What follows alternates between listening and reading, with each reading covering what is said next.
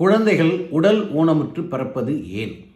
நிறைய பார்த்தீங்கன்னா ஹேண்டிகேப்டாக பிறப்பாங்க, கண்ணு தெரியாமல் பிறப்பாங்க, ஸ்பெஷல் சைல்டு, அவங்க செய்கிறது அவங்களுக்கே தெரியாது. அந்த மாதிரி குழந்தைகள் பிறக்கும்.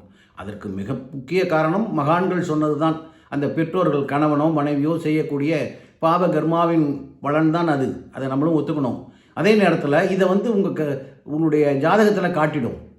எப்படி காட்டும் அப்படின்னாக்கா, செவ்வாய் புதன் சுக்கிரன் இணைந்திருந்தால், அதே மாதிரி லக்னாதிபதியும் 2 கூடையவனும் சேர்ந்தால் சுக்கிரன் பலகீனம் அடைஞ்சிருவார். இதுபோல கிரக அமைப்பு உங்கள் கணவனுடைய ஜாதகத்திலேயும் மனைவியோட தாயாருடைய ஜாதகமும் தகப்பனுடைய ஜாதகத்திலும் இருந்தால் குழந்தை ஊனமாக பிறக்கும்.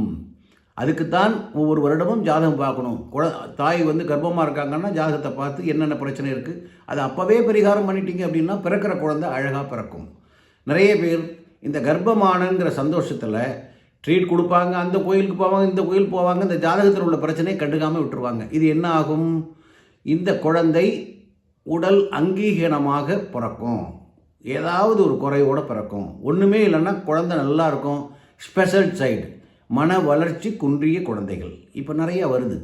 அதற்கு பெற்றோர்களுடைய உணவு பழக்கம், அந்த ஜெனட்டிக் காரணம், கர்மாவும் காரணம். அதை விட இதை எல்லாமே என்ன காட்டும்னா உங்கள் ஜாதகத்தில் காட்டிடும். நீங்கள் என்ன பிரச்சனைகள் வரப்போகுது, என்ன நடந்திருக்கு, அது கடந்த காலம், நிகழ்காலம், வருங்காலம் மூன்றுமே உங்களுடைய ஜாதக கட்டத்துக்குள்ளே ரகசியமாக வைக்கப்பட்டிருக்கு. அதை ஒரு ஜோதிடர்கிட்ட பார்த்தீங்க அப்படின்னாக்கா என்ன நடக்க போகுதுன்னு சொல்லிடுவாங்க. இந்த மாதிரி உடல் ஊனமாக பிறக்கக்கூடிய குழந்தைகளுக்கு நான் நிறைய பேருக்கு சொல்லுவேன், கர்ப்பமானவுடனே அது சில பரிகாரங்கள் தொடர்ந்து அந்த தாயார் பண்ணிக்கிட்டே வரணும், அந்த கணவனும் சில பரிகாரங்கள் செய்துகிட்டே வரணும். இப்படி செய்துக்கிட்டே வரும்பொழுது அந்த கிரகத்தினுடைய அந்த சாந்தியினால் வயிற்றில் இருக்கிற குழந்தை நல்லபடியாக பிறந்து வரும்.